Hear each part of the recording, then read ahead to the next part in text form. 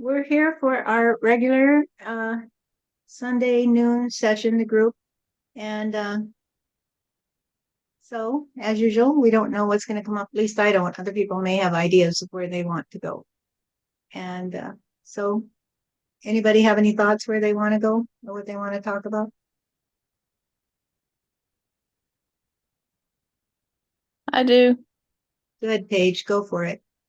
Okay, so recently a lot that's been coming to me is the topic of connections and being connected.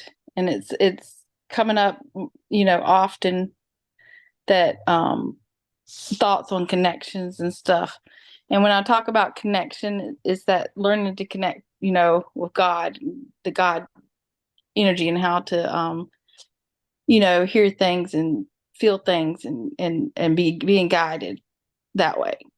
And so I've noticed with my experiences that how I feel that this has just been my experience. I feel that there, that energy, that God energy can be felt through others.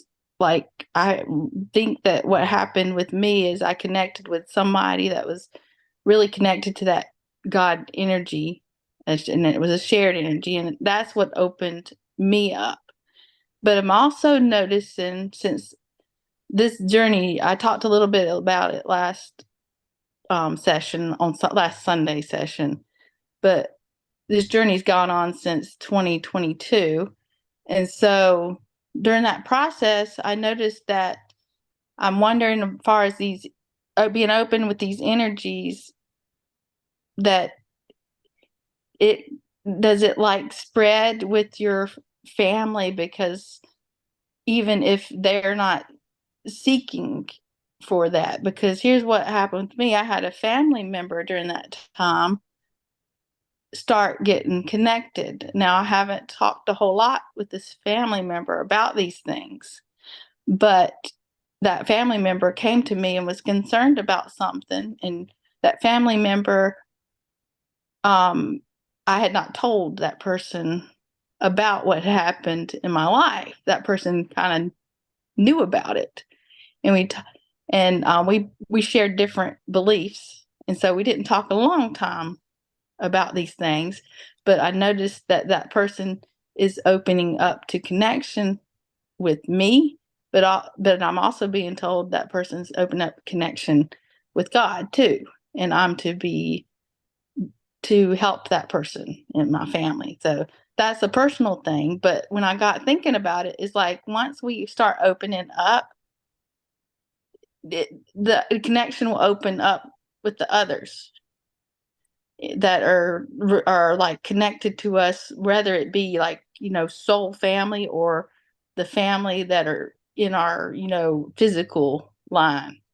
Like, so that's my thoughts. I don't know if that's really a question, or it's just something that I was thinking on. So I don't know how to word things, in a good way sometimes. Just, but that's what my thoughts were on since last night. I was Yeah, thinking about that. I think it's good thoughts, and I think it could be a good subject to talk about. I was thinking about it today myself in a little bit different way. But I was thinking, and just in response to what you say, I think the goal is that everybody eventually comes back into connection. And the God of the universe, the armchair God, is kind of a separation. It's kind of the thing we use for you're the center of the universe and everybody has to bow to you kind of thing. You're the golden idol in whichever way you play. If people don't like you, you got to be mad at them like you're the king and you bonk them over the head or whatever and say, you need to bow to me, whatever. Um, because um, because ultimately it's the idea of good and evil, that there is good and evil and everything isn't just the way it is. And therefore it's connecting. But I was thinking about it today, and I'm going to use the name here. I was thinking about the story. Well, I'm not going to use the name. It's somebody well known, but not in this group. But we were talking about somebody who had an experience, and many people have had experiences of contacting with aliens. No problem, because everybody has their own reality, right? But you have to find people who will share in your reality, because God gives you the choice. He gives you the way to write your story with your imagination, right? We talk about visioning and envisioning what you want and then handing it to God and saying, okay, God, I did my part. Now you're the horse. You take us where we want to go. And so the whole idea is that no matter, and I'm going back to the idea of walking on hot coals. For many people, that's not a reality. For the people that do it, it is a reality. For the people who, are familiar with it, it is a reality. So it's not a shared reality because other people cannot accept it. So when we are envisioning, which is we have been doing in the group that's planning on coming together as soon as we can get the property, of envisioning what we want so that we're all on the same page.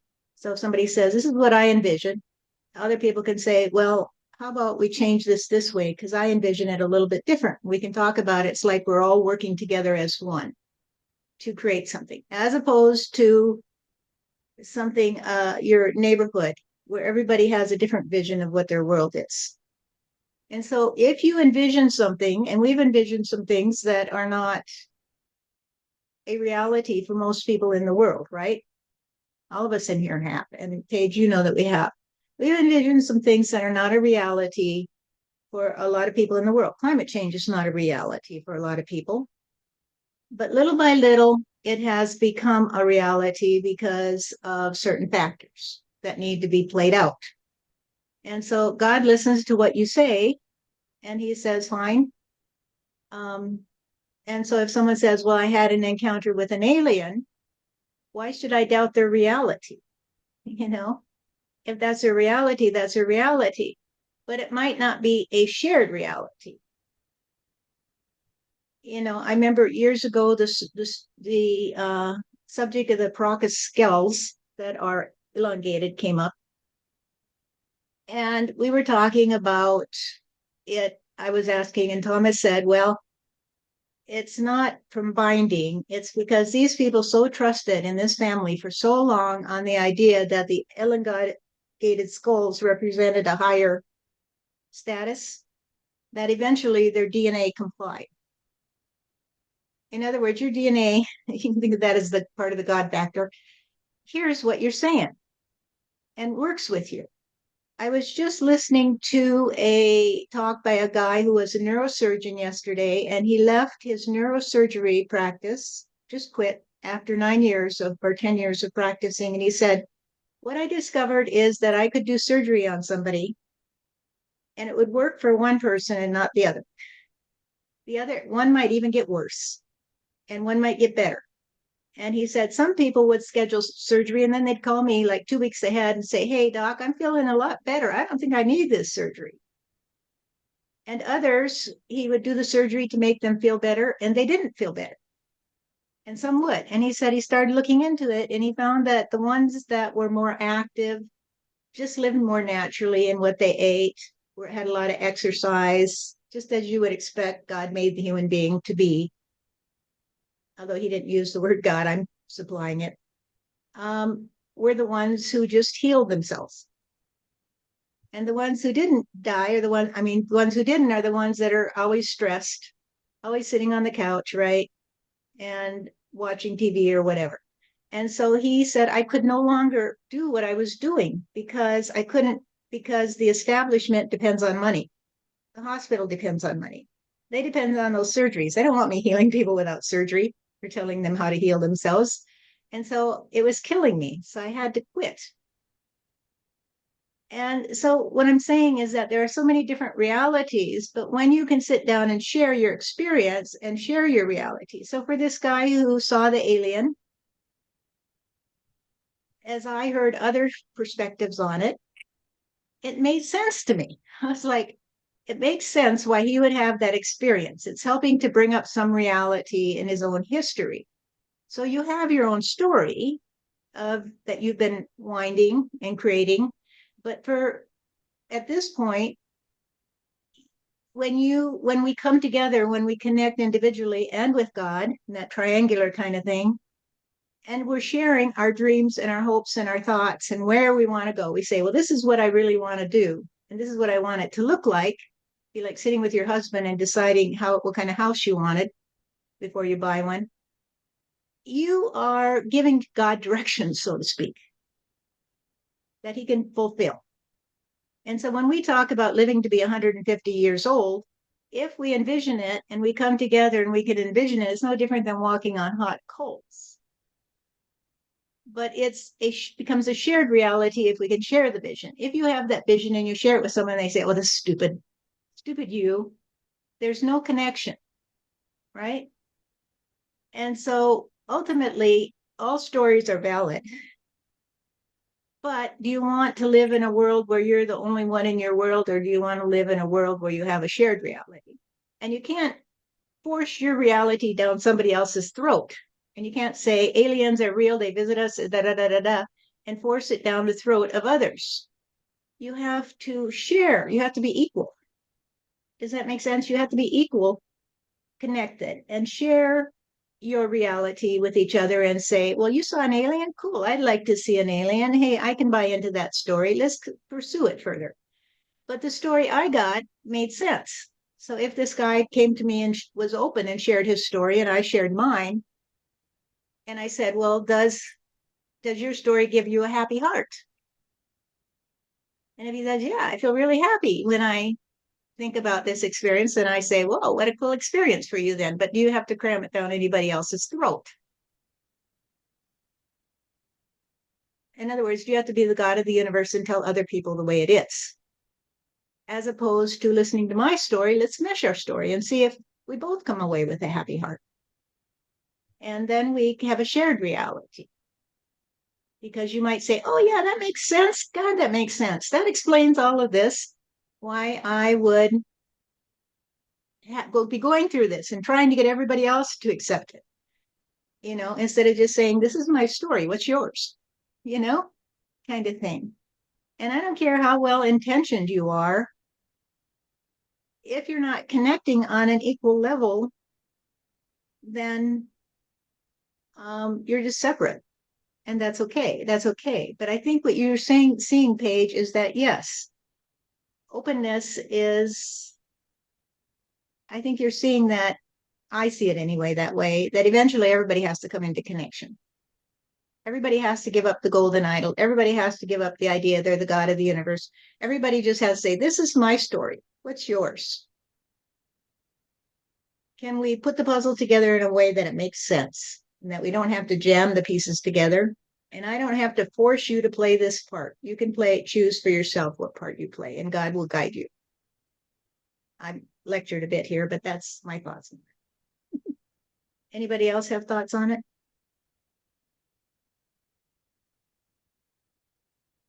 I do. I always thought that every reality is shared.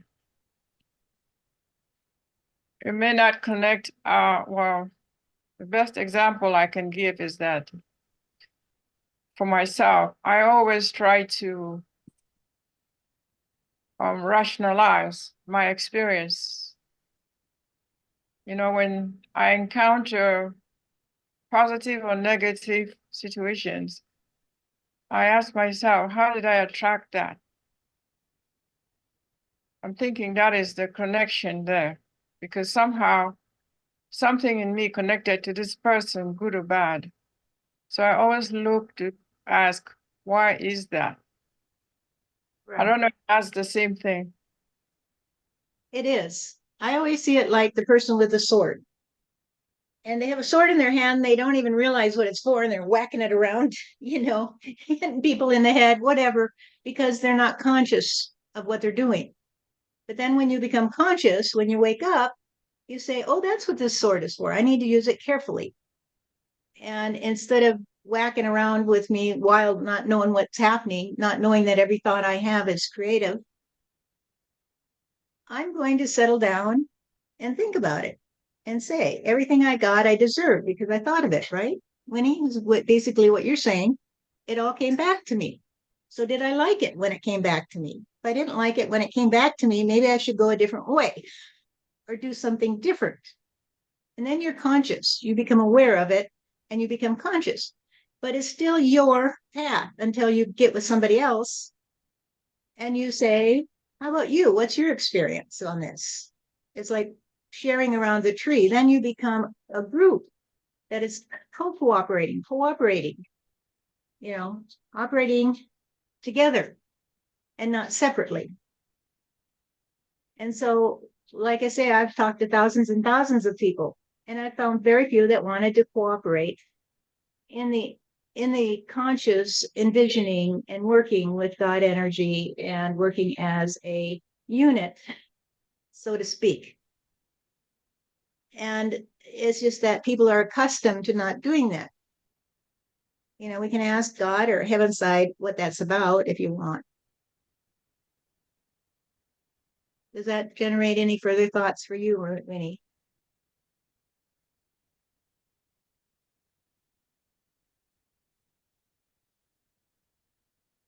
It's like saying all your thoughts are creative, not just the ones that you think should be creative. God, I only want you to fulfill these wishes, not these wishes. I've been wishing for the rapture, but if it comes, that was just a kidding. Whatever it is that you have put out there. And so that came up today with I'll just say it here, with the assassination attempt, I'll call it that. And I heard from Heavenside that this is the first shot fired in the confrontation, let's put it that way. And so when it comes to the surface, it's always bubbling below the surface until there's a volcano and that lava comes up, and then it gets out, and then the tension goes away because the stress goes away once you've gone through the explosion. But somebody posted a kind of political cartoon about it, I guess you could say. And people were on different sides about it. Oh, you shouldn't mock that. You shouldn't make fun of that. And others were saying, well, it's pretty apt. And it all came down to you get what you give. This has been bubbling under the surface. You've been asking for it. Because what you give, you will receive. And so when you say, I can kill somebody in broad daylight and nobody will care, when they should have shot George Floyd in the legs instead of strangling him, what are you asking?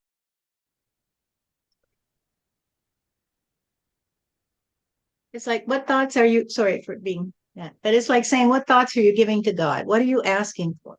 So everything you say or do, it has to be, is this okay with me if somebody does it to me?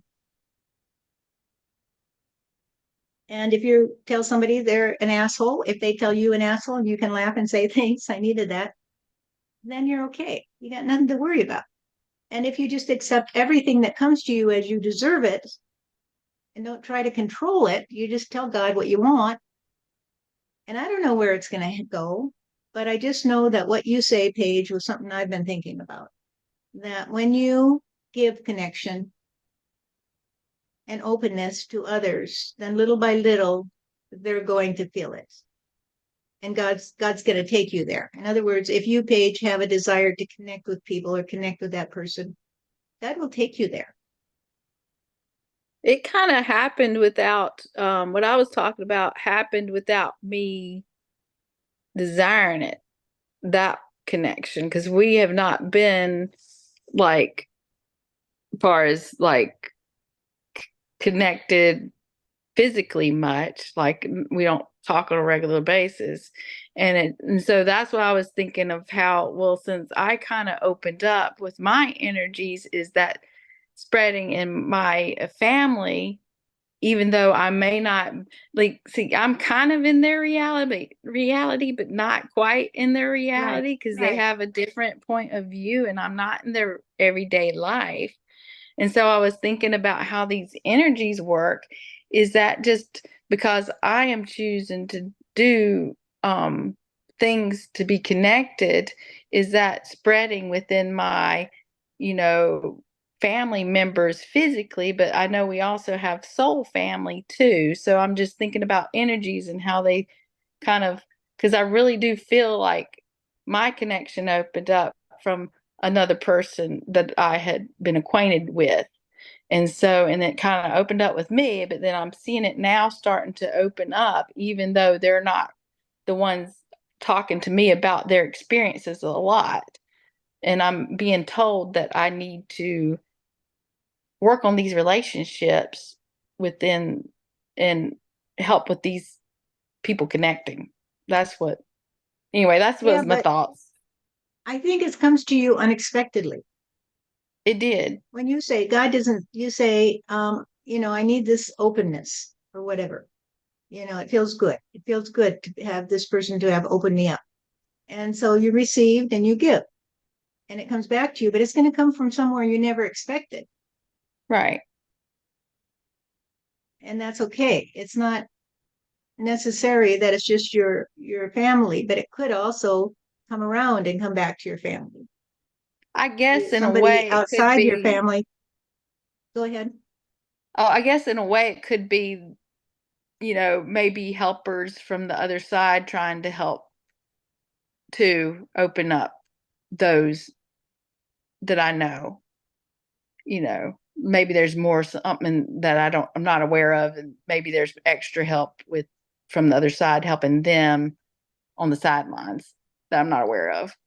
So, Right. You just have to be open to it, because eventually you'll get all the pieces and then you'll put them yes. together. So you're just open and say, oh, that's cool.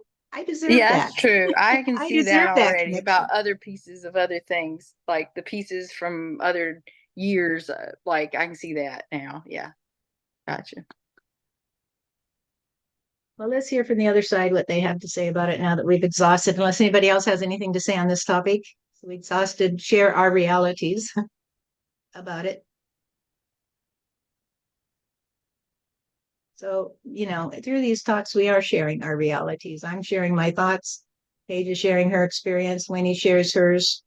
We all come to see is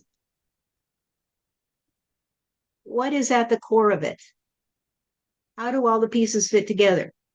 Not that we say, oh, Winnie, I never had that experience. So, that's not real. It's like saying, let's listen to each other in pieces and figure out how they all fit together. So we're all living in the same world where it's logical and sensible and everybody has a piece. And we don't have to reject any of the pieces. We just have to figure out how they fit together. I have a thought. I have been thinking seriously about a few things and trying to connect them, or trying to look for the connection. So I go as far back as, I believe it's probably 92 or not, I'm not too sure, when Clarence Thomas was was selected for I hope we can go this far, selected for his position in the Supreme Court, yeah. And everything that came out with Anita Hill. Mm-hmm. And Joe Biden was the chairperson in the Senate Judiciary. And I'm trying to look for the connection, full circle around, with now Joe Biden, the president, and everything that is coming out on Clarence Thomas. And I'm thinking, is this karma, or why is it that Joe Biden didn't run in 2016 and he ran this time? And all of this is coming out now. Is there a connection? Well, those are all the thoughts that are going through my head. I don't know if there's a real question in it. Just wondering. I can see that. I can see those questions, and they're going to go around our heads and everywhere, everything, right? And my thought on it is that karma is just the lack of awareness that you always deserve what you get. Once you accept you deserve what you get, give, and you do what you do because it gives you a happy heart, then it doesn't matter anymore. But karma is all based on this victimizer thing. When somebody starts victimizing you, it's probably because they felt like a victim in their last life or something, And instead of just saying, oh, what I deserved, I don't know why, but I trust on God that it wouldn't be true if it wasn't true. And then there's no karma. There's just reality. There's no good. There's no bad. There's no right. There's no wrong. There's just do what you do. And are you happy? If you're not happy, fix it. Right?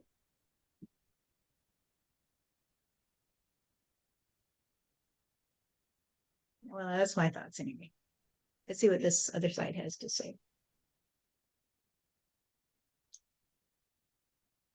Might want to correct something, Steph, that you said.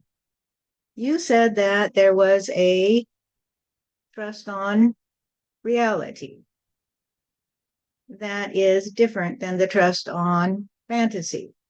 So when you trust on a fantasy world, that's like saying that you trust that your world is the only world there is, and therefore everybody else has to accept it. And so if someone sees an alien or has an experience with what they call an alien or something, and they expect that it is the reality for everybody, everybody needs to accept what they said because what they said is the truth, and everybody has to say, oh, that's true, I understand that. And from now on, all of us will accept the fact that there are aliens running around, and someday they'll pop up and say hi. And that's not a reality. That's a fantasy. So when you were walking on those hot coals and you said, well, they didn't burn me, and other people who were there were like 20 of them, said, well, didn't burn us either. So I guess it's okay to walk on hot coals in a certain vibration where we're all gathered together and we trust on it together. Then they are in a reality because they're not saying this is true for everybody. Everybody could just come here and walk on these hot coals. They're saying, I understand that in your world, it doesn't make sense to walk on hot coals. So this is what you're talking about when you mean a shared reality. When you have a shared reality, you each trust on each other. That you can trust on the stability of your experience. You don't have to, as you say, cram it down somebody else's throat. If you feel like you have to cram your story down somebody else's throat, then you are trusting on a fantasy. And so when you tell your story, Steph, and people say, well, that's just a fantasy, you know that it's a fantasy to them. Somewhere in their world, they're having a fantasy of a woman who comes to them and tells them a story that they can't trust on. And if you can't trust on your own reality, then you're in a fantasy. This is a little tricky. Can you understand what I'm saying here? In other words, if someone comes to you and says, well, I had an experience with an alien, that is a reality in your experience, right? That somebody came and told you that. Is that not a reality? And if you say, well, I don't trust on what you say, that you saw an alien today, then why did that person come into your reality to tell you that? Why did you fantasize a person coming into your reality to tell you something that you didn't trust on?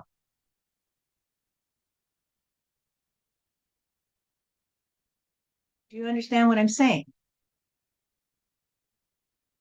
So if somebody heard Steph talking and they said, well, that's all just baloney, that's just a fantasy, then she might say, well, yeah, looks like you are caught up in a fantasy world because you got someone coming into your life telling you all this stuff about a fantasy.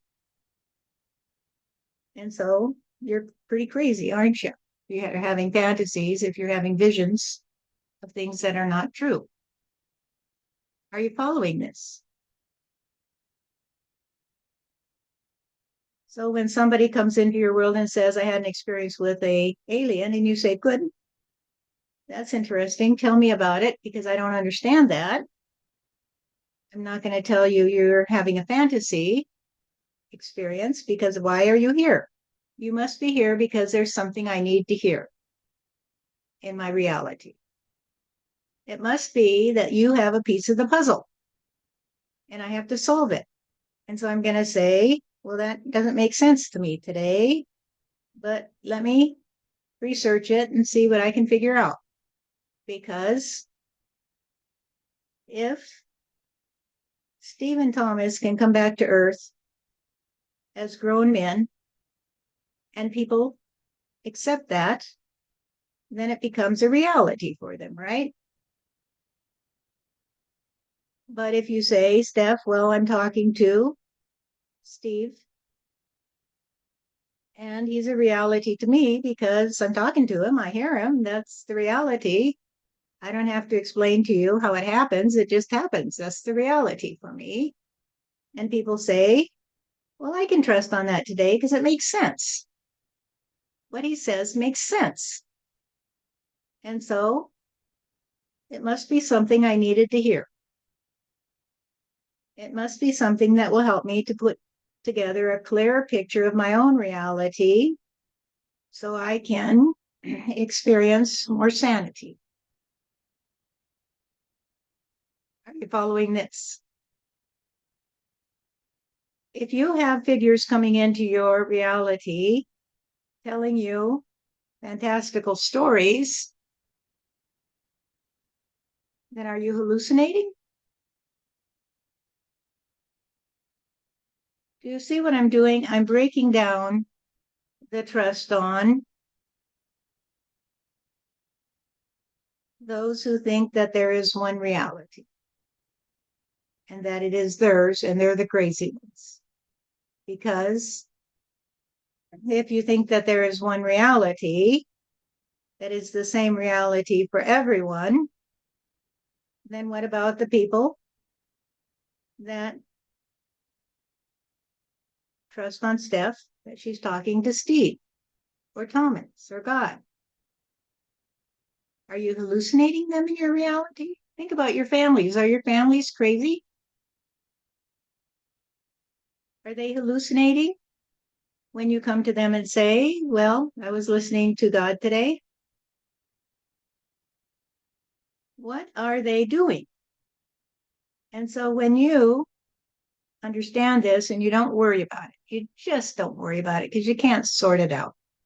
You cannot sort out who's crazy and who isn't. So just be crazy happy.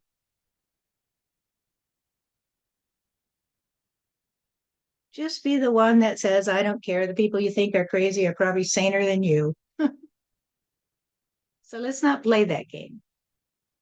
But for Steph, for example, it's very important in her reality that everything fits together because she's very logical. It's like a mathematical equation. It has to fit together. And if it doesn't fit together, she gets a little anxious and she says, I need to know the whole story. I need to know the whole story. I need to know why this doesn't make sense to me.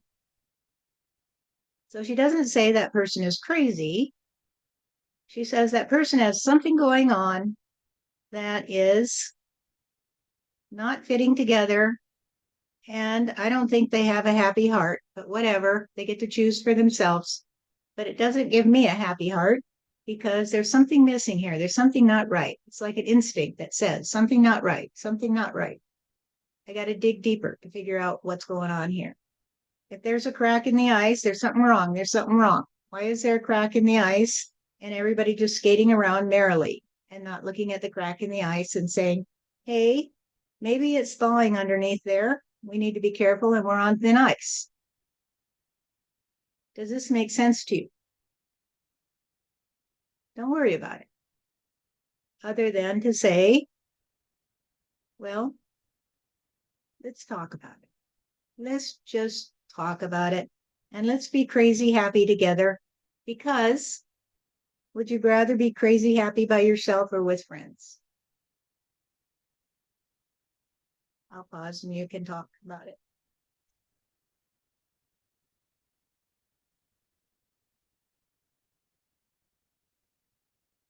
Well, it's more fun being crazy happy with friends.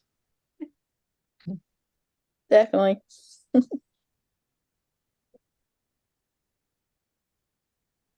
So what do you want? Fun or anxiety? Done. Now all the people that have listened to me who hear about this, they may not hear about this and think it's a fantasy, will think they're crazy.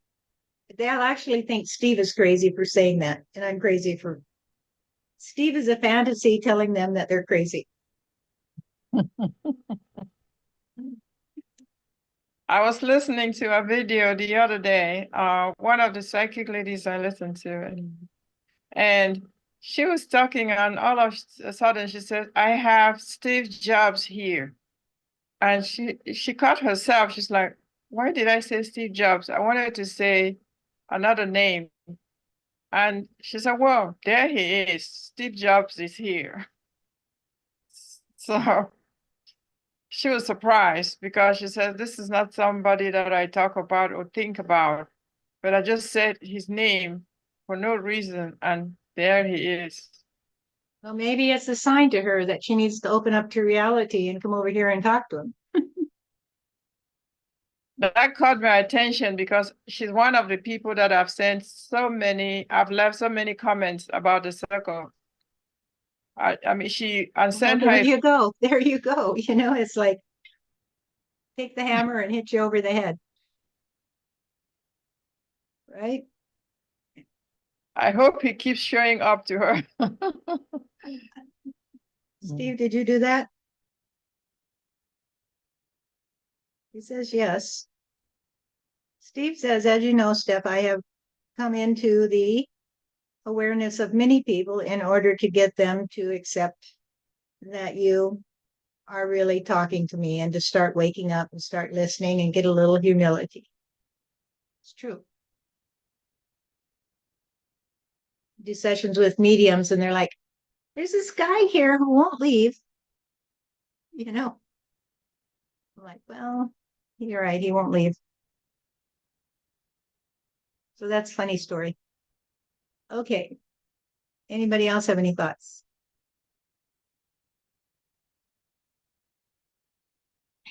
All right, who has something on their mind that they want to talk about today other than how crazy we are, happy we are?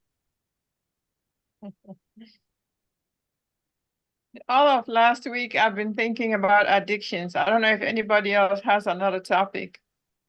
I thought to myself, I don't know if this has been addressed, since I came in later in the process. I tried to go back to look for videos on addiction, but I could not find any. So I don't know. Well, the question is on addiction, like addiction to drugs and stuff, or what? Or any kind of addiction. Yeah, why do some people suffer from it? What is the purpose Of having an addiction. of addiction?